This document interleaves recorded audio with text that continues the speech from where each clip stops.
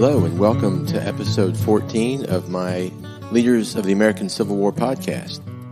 To pick up where we left off, Longstreet and much of his corps were not present for the Battle of Chancellorsville. Instead, he was under orders from Confederate Commander Robert E. Lee to secure much-needed supplies from southeast Virginia and North Carolina. While he was gone with much of his corps, Lee's army had given battle to Fighting Joe Hooker's Army of the Potomac. During the battle, Lee had sent Stonewall Jackson's corps around the Union right flank for a devastating attack that resulted in Hooker's losing his nerve and retreating back across the Rappahannock River. Even after the flank attack, Hooker's army was in a great position to counterattack and possibly destroy Lee's forces, who were scattered and disorganized after the flank attack. However, Hooker seems to have sustained a concussion during the fight and would not listen to his corps commanders who saw an opening and were eager to fight on. But unfortunately for the Federals, this was not to be. Now, tragically for the Confederates, Stonewall Jackson received a mortal wound from friendly fire the night of his greatest triumph at Chancellorsville. As a result, Robert E. Lee was compelled to reorganize his army into three new corps commanded by Generals Longstreet, Richard Ewell, and A.P. Hill. Now, this takes us to the Battle of Gettysburg, which we covered in some detail during the first part of this series.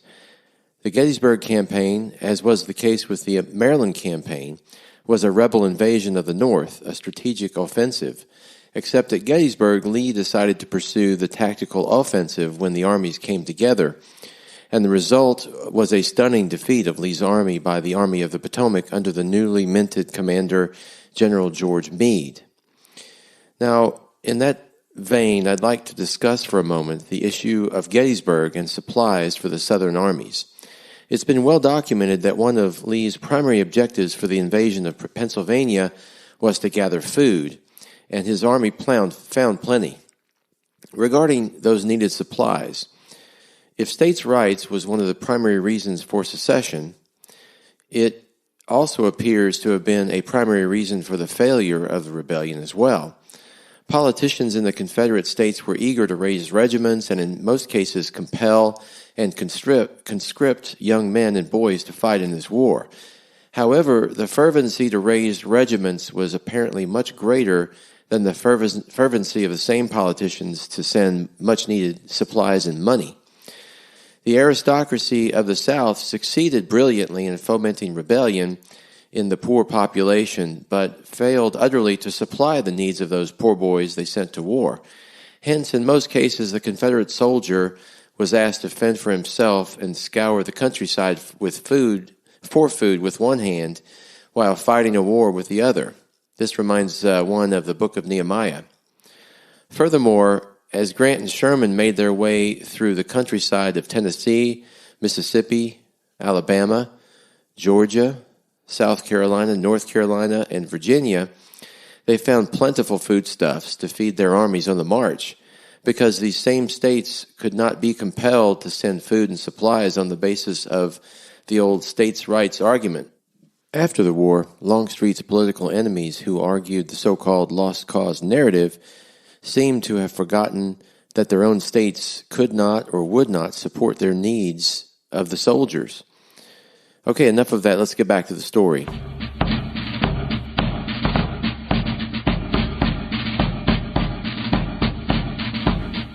Okay, let's talk about the Battle of Chickamauga.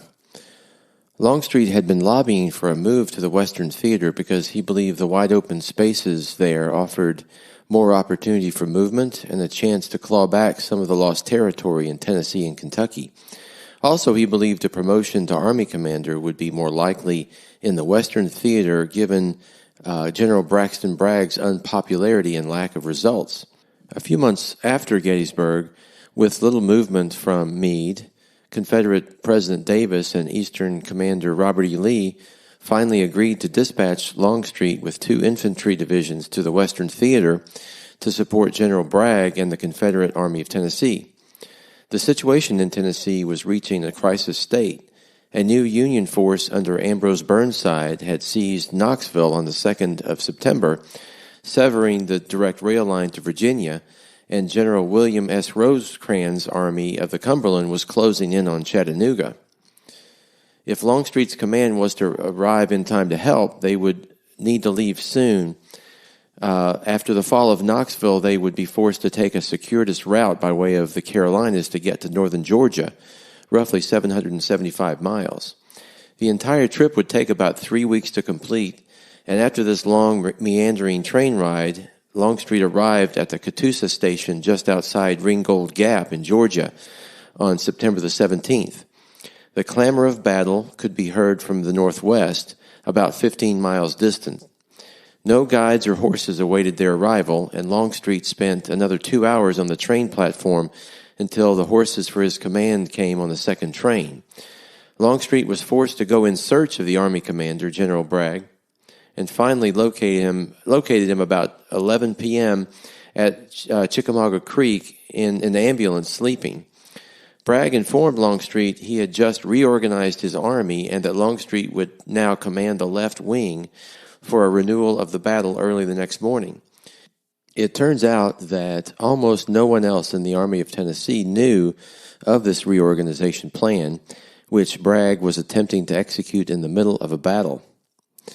Now, speaking of General Braxton Bragg, he was arguably the Civil War's most hated commander. Long afflicted by painful rheumatism, chronic stomach ailments, and severe migraines that helped fuel his unpleasant disposition, Bragg was short-tempered, aggressively argumentative, publicly critical of superiors, quick to berate subordinates, and exercised a strict disciplinary command style that alienated the Civil War's mostly volunteer soldiers. He generally was obnoxious to everyone. In fact, even President Jefferson Davis, who gave him command of the principal field army in the war's Western Theater, didn't much like Bragg, and perhaps more importantly, neither did Bragg's senior subordinates. The commander of the Army of Tennessee was faced off against the Union Army of the Cumberland, commanded by Union General William S. Rosecrans, Longstreet's former West Point roommate. This is the same Rosecrans who had fought off Lee's Confederates and liberated what was now becoming West Virginia. The two armies had been stalking each other across the rugged terrain south of Chattanooga. They had just completed a confused day of fighting in which all plans had been miscarried due to the difficult thicket-covered ground plus poor execution of Bragg's complicated plans.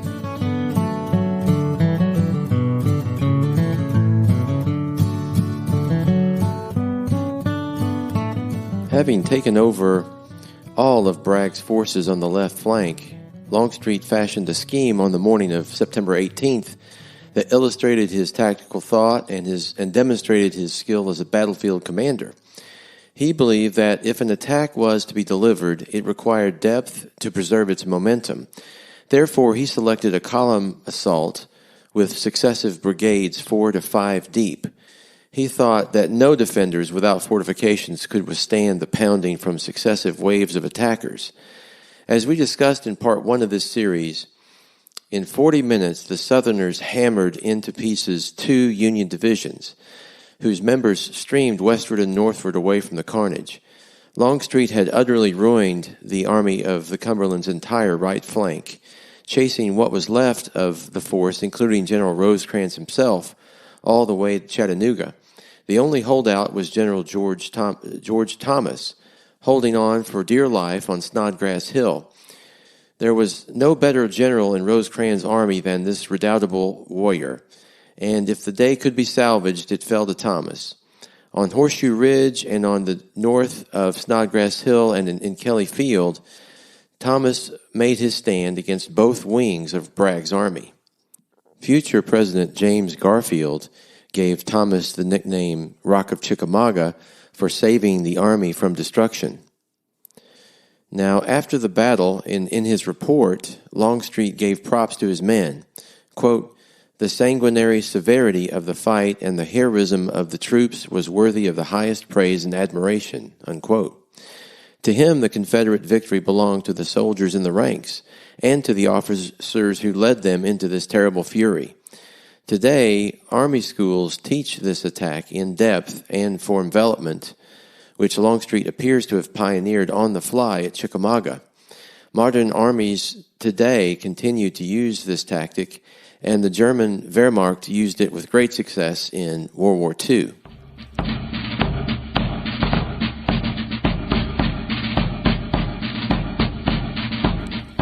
Immediately after Longstreet's greatest victory at Chickamauga came a strange and confused period in Chattanooga and Knoxville. The Union Army had retreated back to the defenses of Chattanooga, and Grant's army settled in for a siege against the city. This siege was only partially effective for a time until Union General Ulysses S. Grant, Longstreet's best friend, arrived from Mississippi to break the siege and open a supply line in the city called the Cracker Line.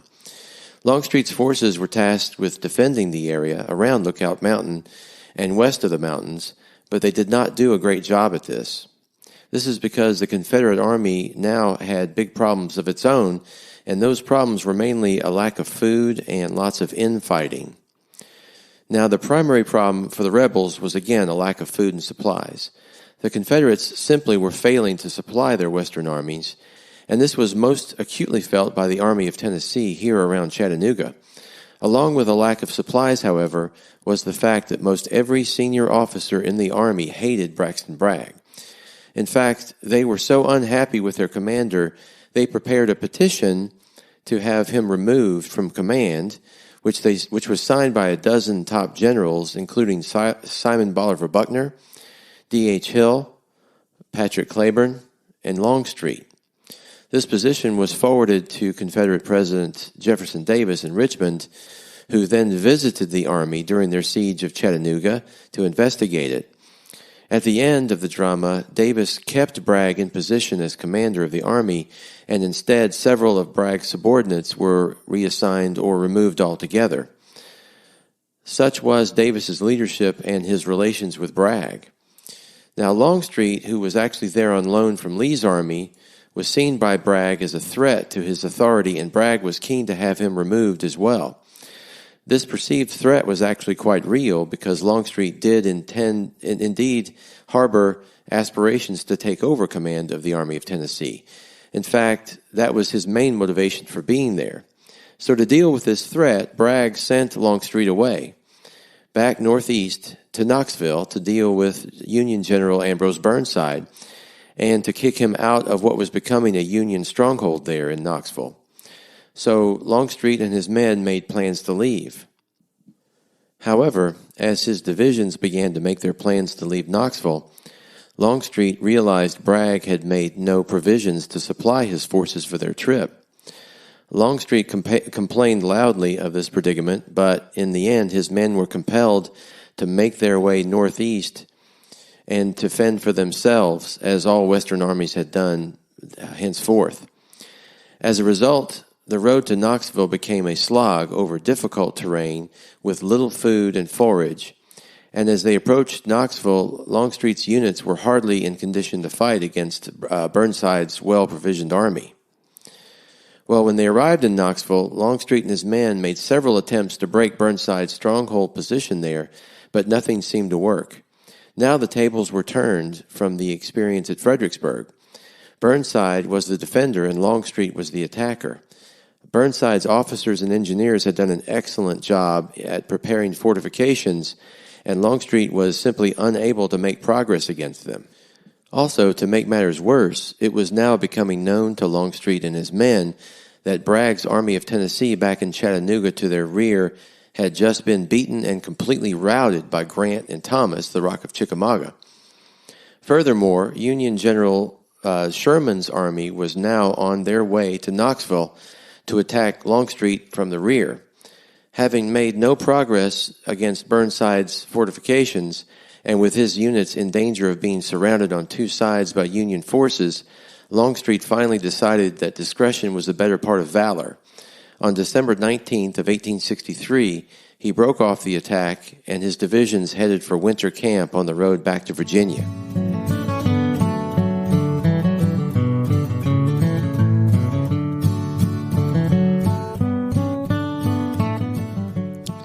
It was indeed a tough winter for the Confederates in far northeast Tennessee that year.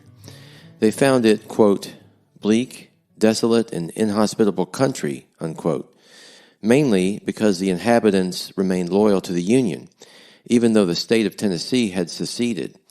Lincoln had great affection for the people of this region because they continued their loyalty even through the deprivations put upon them by their Confederate masters for the first 2 years of the war. Burnside's Union Army had finally liberated them, and they intended to stay liberated, even with Longstreet's forces present in the area for the winter. Now, at this time, back in Richmond, Longstreet faced severe criticism in the papers for his lack of success in Knoxville. Mary Chestnut even wrote in her diary, quote, detached from General Lee, what a horrible failure, what a slow old humbug is Longstreet, unquote. Then, quote, Peter is slow, unquote. Confederates were indeed beginning to lose heart after Vicksburg, Gettysburg, and now Chattanooga. James Longstreet's memory of the grand victories at Second Manassas, Fredericksburg, and Chickamauga were forgotten, and his self-confidence was leaching away. The Western theater, it turns out, offered little joy for him, and he was now ready to resume his place as a subordinate commander to Robert E. Lee back with the Army of Northern Virginia.